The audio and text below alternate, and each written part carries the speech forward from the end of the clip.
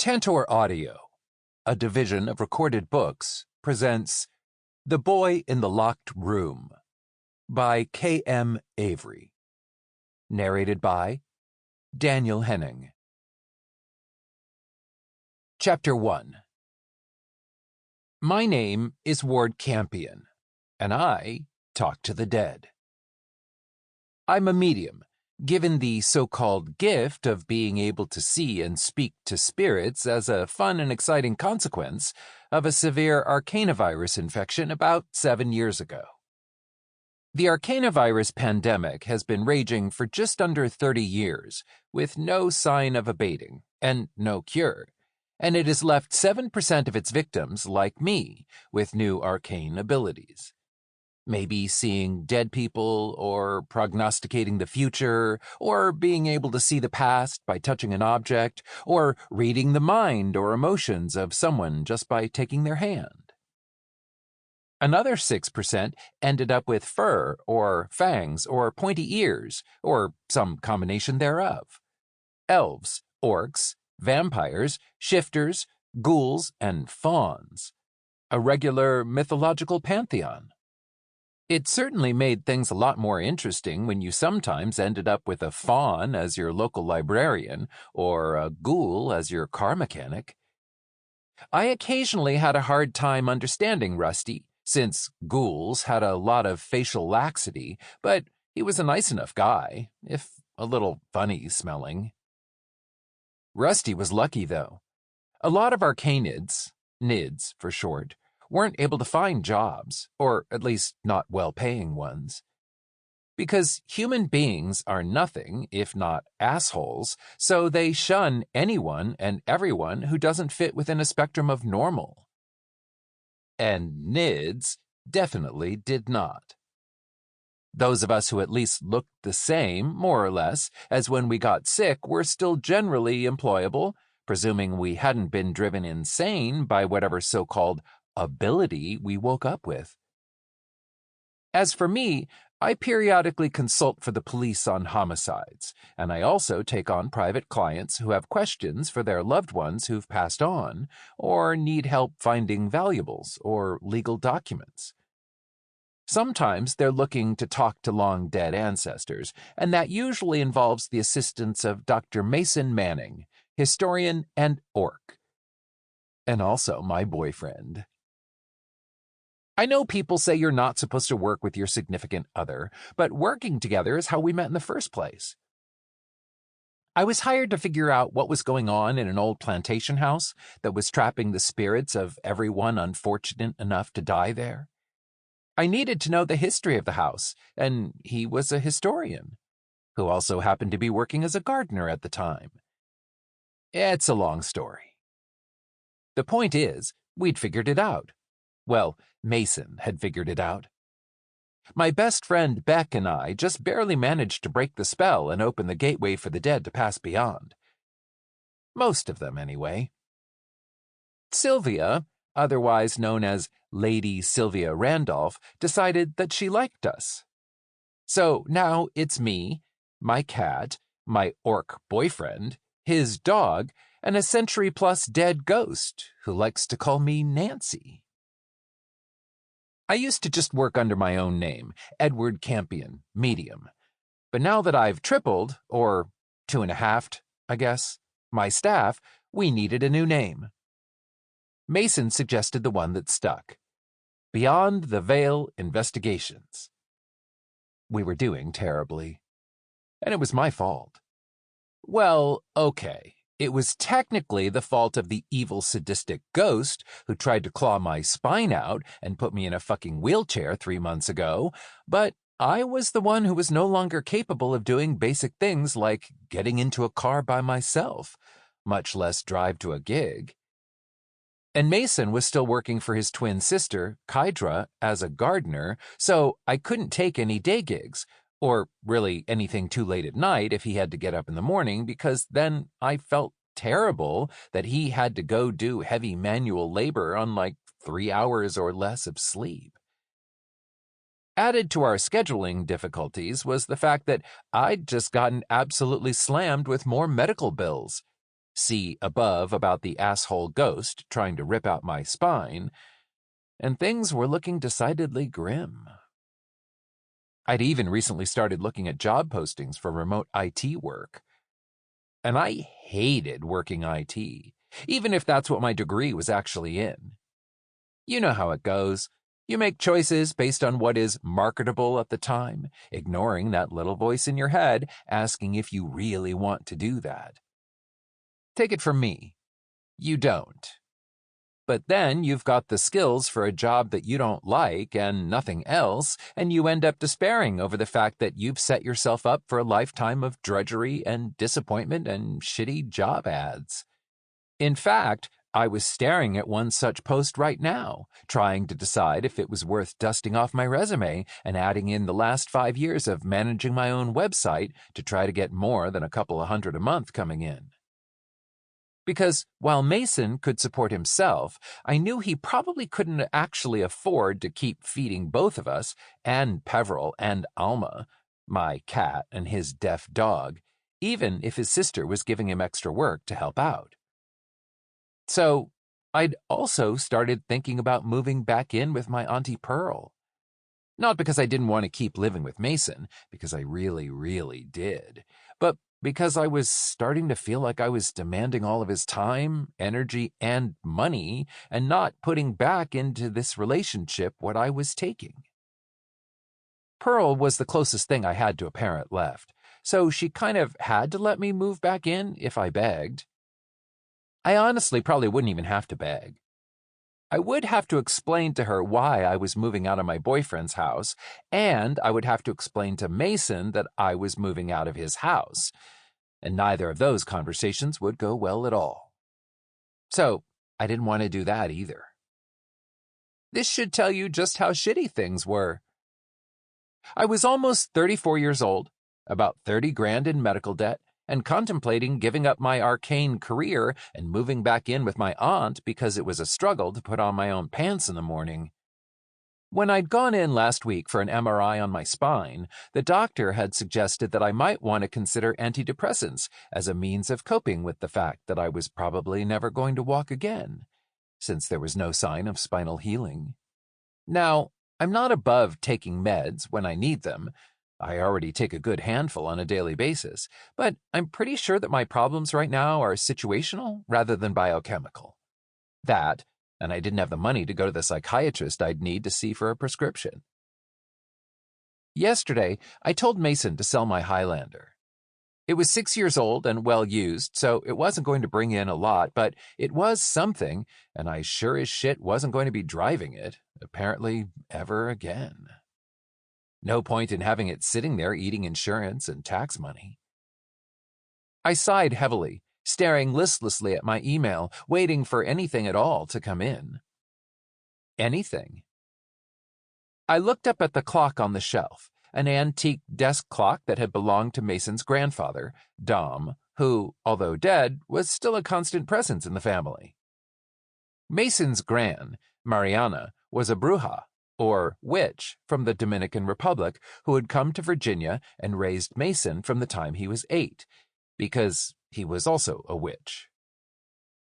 In the past 4 months, Mason had started casting again after years of essentially avoiding magic. He was a healer, and I knew that he'd been trying to heal me, although clearly that hadn't been helping my spine, at least.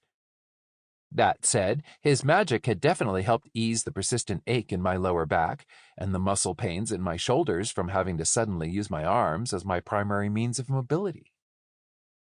Mason's casting meant I could take fewer pain meds, and that was a definite bonus, so I wasn't about to complain. But Mason had been almost as upset as I was when the doctor told us there was no sign of healing, and I'd probably never regain movement in my legs. Mason had left this morning around 7, and I'd pretended to still be asleep, although I'm pretty sure he can tell. But he just softly kissed my temple before he went, making sure the blanket was up over my shoulders. Because that's the kind of amazing boyfriend he is that I completely don't deserve. I spent the day trying to figure out just how desperate I was for work. And now it was almost 6, and Mason wasn't home yet. He'd been working longer and later, supposedly because Kydra needed the help in doing prep work for when the spring planting season started. I was pretty sure she was just making him move heavy things from one side of a storage space to the other. I was also pretty sure that Mason, who was brilliant, knew it. And that made me feel worse. When we'd first met, Mason had gotten angry with me because he thought I was treating him as a charity case. I hadn't been. But it was pretty damn clear that if either of us was a charity case, it was absolutely me. At the time, I hadn't understood why he was so mad. I got it now. And to make things worse, I actually needed the help, so I couldn't stand on pride and refuse it. And neither could he, as long as I was relying on him to feed and house me. At least I could walk the dog before he got home. Alma was lying curled up on her doggy bed, having learned pretty quickly that I posed a hazard to her paws, watching me. I gestured for her to come over as I rolled up to the door, grabbing her leash off the small table next to it. Alma was deaf, so we had to communicate with her using sign language. I was getting the hang of it, and I'd taken her out a handful of times by myself before, although not usually in the dark. It was February, so it was pretty much black by 6 these days. The neighborhood was quiet enough that I'd been fine with Alma going down the street. The sidewalks were too broken up by tree roots and uneven cracks for me to be able to get over them. I pulled on my coat and fuzzy boots, since even if I couldn't use my legs, I could still feel them, and my feet get as cold as anybody else's in winter. Colder, probably, since I can't so much as wiggle my toes to keep them warm.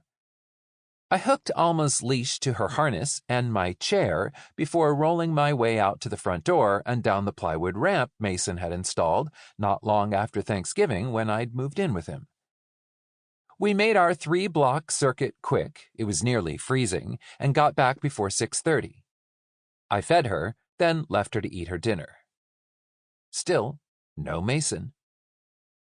I tried to tell myself to stop worrying, since Mason is 6'7" and absolutely jacked, but I couldn't help it. In the course of our first investigation, he'd been handcuffed and arrested by the police in 2 separate incidents, and I was becoming paranoid that one of these days he just wouldn't come home because somebody decided he was a dangerous monster and would lock him up, or, God forbid, put a bullet in him. I'd give him until 8 before I called his sister. In the meantime, I decided I could at least attempt to make a sad dinner.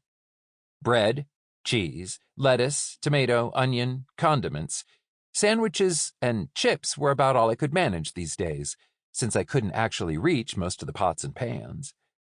I could get at the countertop and the lower cupboards for things like cutting boards, mixing bowls, and plates. Mason had put in a flip-up counter on one wall so that I could roll under it to do prep or eat without having to twist sideways. There was also an entire lower cupboard with dishes, so I didn't always have to ask Mason if I wanted food or a drink. Mason has the patience of a fucking saint. For the record, I do not. It was a little after 7 when he finally came in through the back door, and I heard a heavy sigh as the door closed.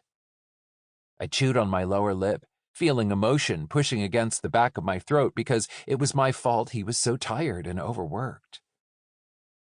Tall, muscular, and a dusky olive green, he walked into the kitchen from the back mudroom, pausing when he saw my offering of sandwiches and the accompanying bowl of potato chips.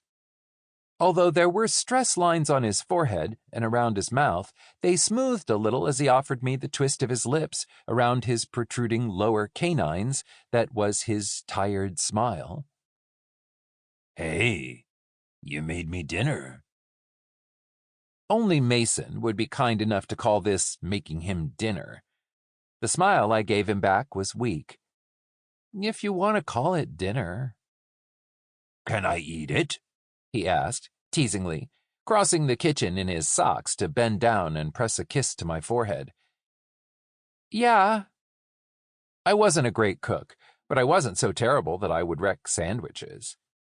Then it's dinner. He ran his fingers through my curls. Thank you. I already walked Alma, I told him, and the smile got a little bigger. Then thank you for that, too.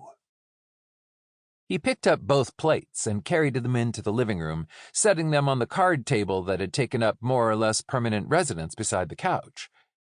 I put the bowl of chips in my lap and followed.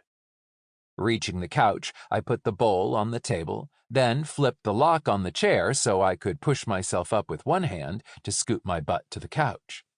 Mason watched from where he was crouching, petting Alma on her bed, and I could see his fingers twitch as he suppressed the urge to do it for me, or offer to help. Like I said, patience of a fucking saint. When I'd first moved in, I hadn't yet gotten the hang of getting myself in and out of the damn chair, and he'd do it for me, lifting me from chair to bed to couch to car. He still had to help me with the car, since his truck was a good deal higher than the couch or even the bed. He'd also replaced the bulky high vanity in the master bathroom for me, which in hindsight seemed like an expense that wasn't worth going to, but I did appreciate being able to use the bathroom sink instead of the guest bathtub to brush my teeth, shave, and wash my face. In fact, he'd accommodated himself to me and my new requirements without a single complaint, despite the fact that he was 6'7" and now had to basically crouch to use his own bathroom sink. Mason joined me on the couch, then reached over and ran the backs of his fingers across my cheek. Penny? He asked, abbreviating the old phrase, a penny for your thoughts. I shook my head, not wanting to get into it. Again. I won't call it an argument between us because there was no arguing.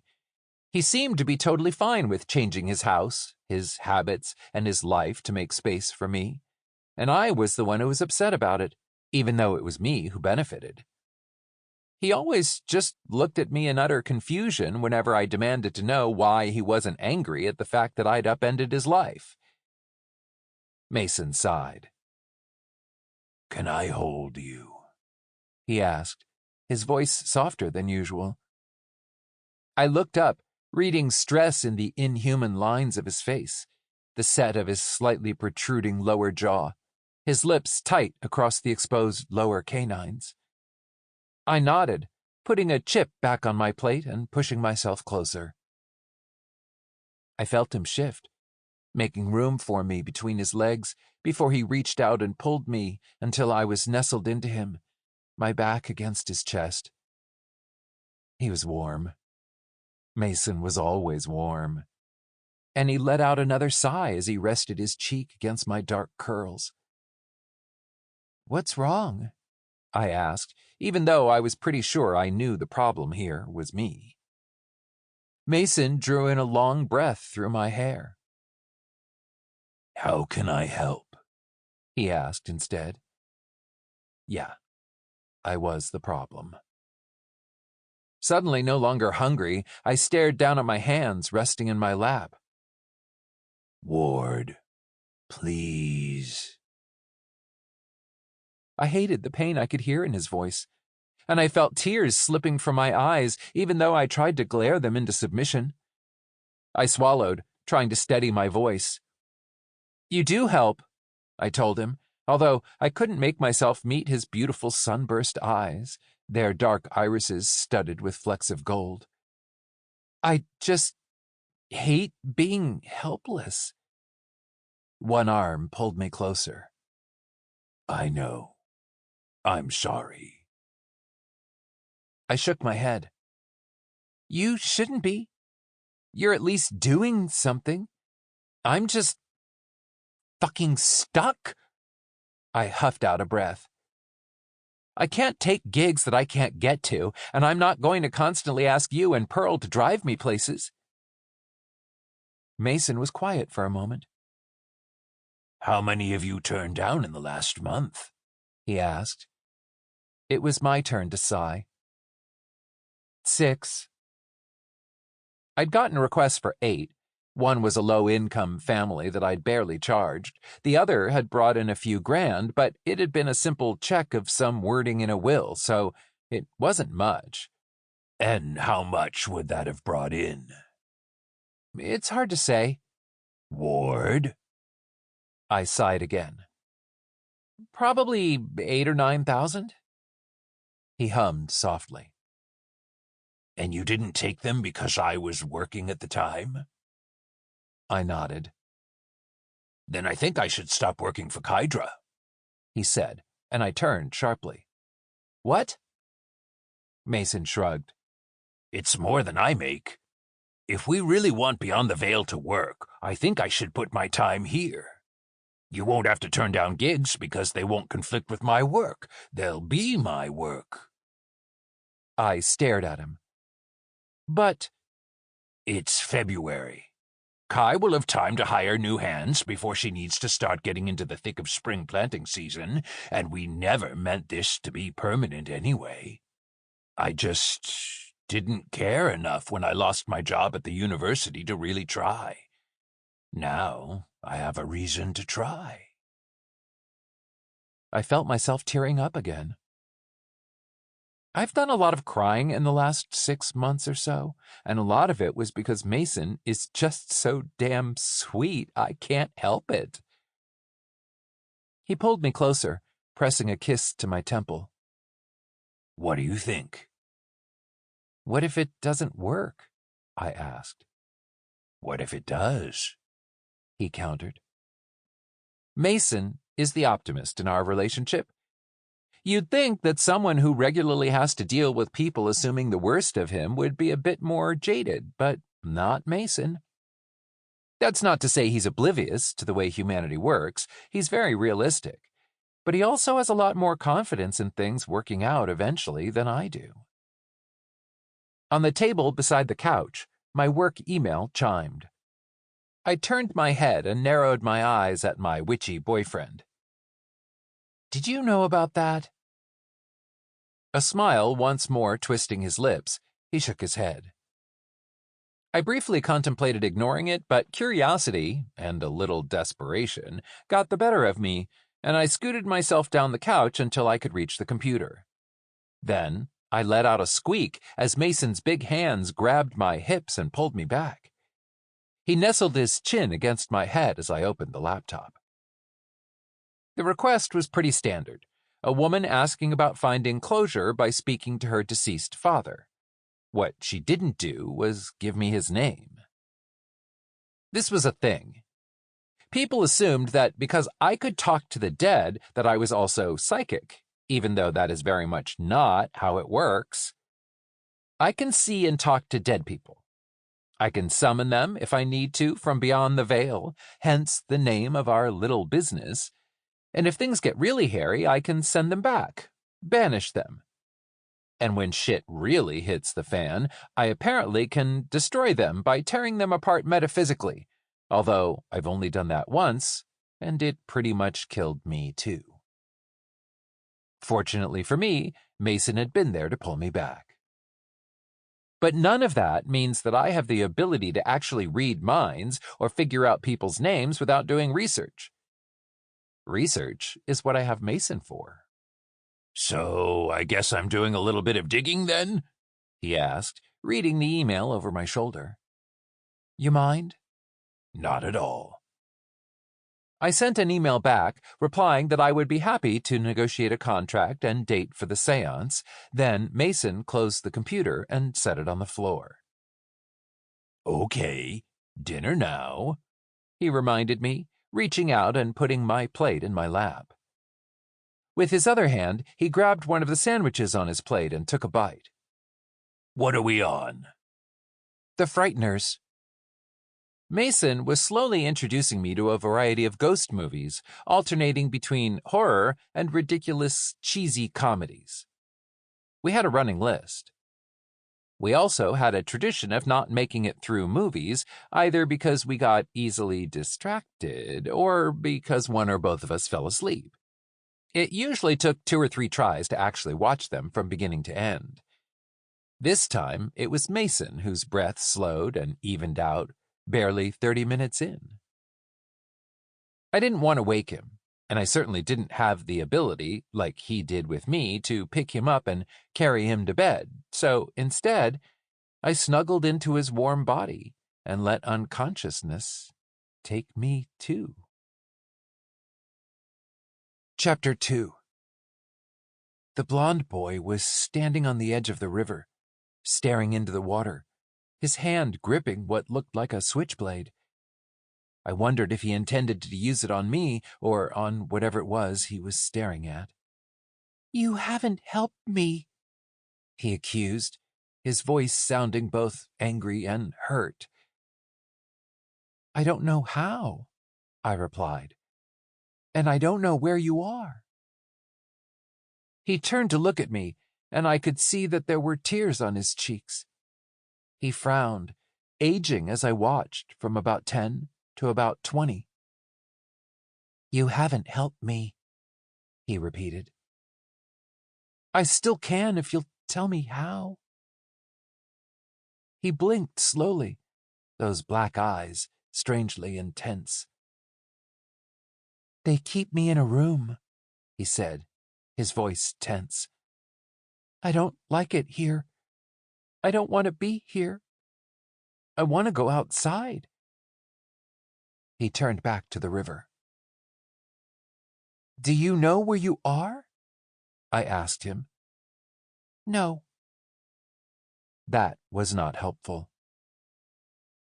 "What do you know?" "They don't let me go outside." As he spoke, he de-aged, shrinking back into boyhood. "I want to go outside." "Do you know who they are?" "Doctors, nurses, orderlies."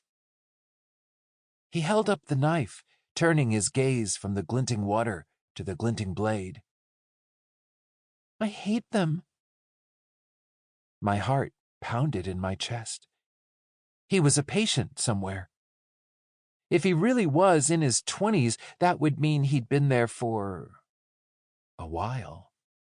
If his sometimes youthful appearance was any indication, it had to be an institution. "Why did they put you in there?" I asked, and even in my dream I could tell that I sounded nervous. Those black eyes turned back to me. "Because I killed someone." I jerked awake, not afraid, but with my heart pounding in my chest as I pushed myself up on one elbow. A big, warm hand came to rest on my hip. "Ward?" Mason's voice was sleepy. "Another dream about rain," I answered. It was still dark, but the clock said it was almost 7. I was a late-night person, but Mason was usually awake by now. He must have been exhausted, which made me feel guilty about being the cause. "Anything new?" Clarity was coming into his voice as he woke up. "Yeah," I answered, settling back. The bed shifted as Mason snuggled closer. I told him about what Rain had said and my guess that he was in an institution. Then I told him about the last bit, where Rain said he'd killed someone. Mason hummed, a sound that indicated he was thinking, although there was an edge to it that I could recognize as concern. Not to say that I wasn't concerned, given the fact that I'd promised to help someone who had killed somebody, or who said they did anyway, and who might be in a mental institution. "Did he say why he killed someone?" Does it matter? "Self-defense is usually justifiable, as opposed to murder." Good point. No, I don't know why he did it. I woke up. I'll ask him next time. Mason hummed again. "It does give us something more to go on." Residential institutions? Mm-hmm. But we have no idea where. He could literally be anywhere. "I don't think so." I studied Mason's face in the slowly lightening gloom as the sun began creeping over the horizon. He was aware of Preston Fitzwilliam, which suggests that he's geographically close enough to be aware of... Sample complete. Ready to continue?